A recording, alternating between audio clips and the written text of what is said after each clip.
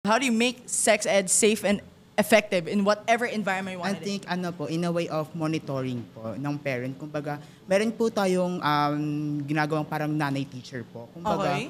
pwede po siyang magkaroon po ng consultation. Kumbaga, nalalaman din po ng mga teacher, ay ng mga parent po kung ano po talaga ang pinag-aaralan nila when it comes to sex education. Kumbaga, hindi lang po yung bata yung natututo. Kumbaga, nalalaman din ng mga magulang kung ano ba talaga yung pinag-aaralan nila. Kasi pag sinasabi natin yung sex education, iba yung pumapasok sa magulang. Kumbaga, mas maganda magkaroon tayo ng monitoring, like consultation po, kumbaga, with the parents po. Parang nanay-teacher po, ganun. Okay. So, like a PTA, that's what Yes. you mean. Okay. Zach, you have something to say about that?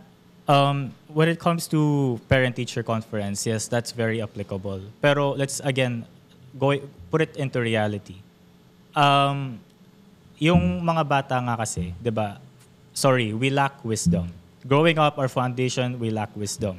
We lack understanding. We lack manners. Now, putting sex ed into the topic of implementation in the education, mas nagiging at risk kasi sila na students would end up taking advantage of this. Again, bottom line. Okay.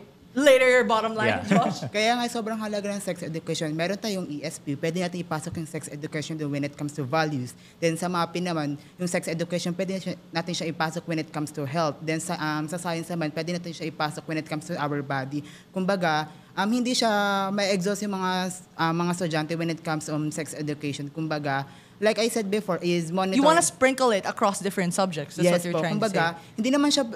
hindi siya papasok sa curriculum natin. Kumbaga, ipapasok siya sa mga subject when it comes to sex education. Okay. Zach? Okay, so going back, yung bottom line ko earlier is more on, sorry, nawala ako sa train of thought ko eh. But seeing how students apply what they learn nowadays, right? Hindi ko kasi mag-grasp yung mismong word, pero yung foundation nga again, with all of these subjects that you've mentioned, masyadong... It's very theoretical. Yeah, is it's what you very mean. theoretical, yes.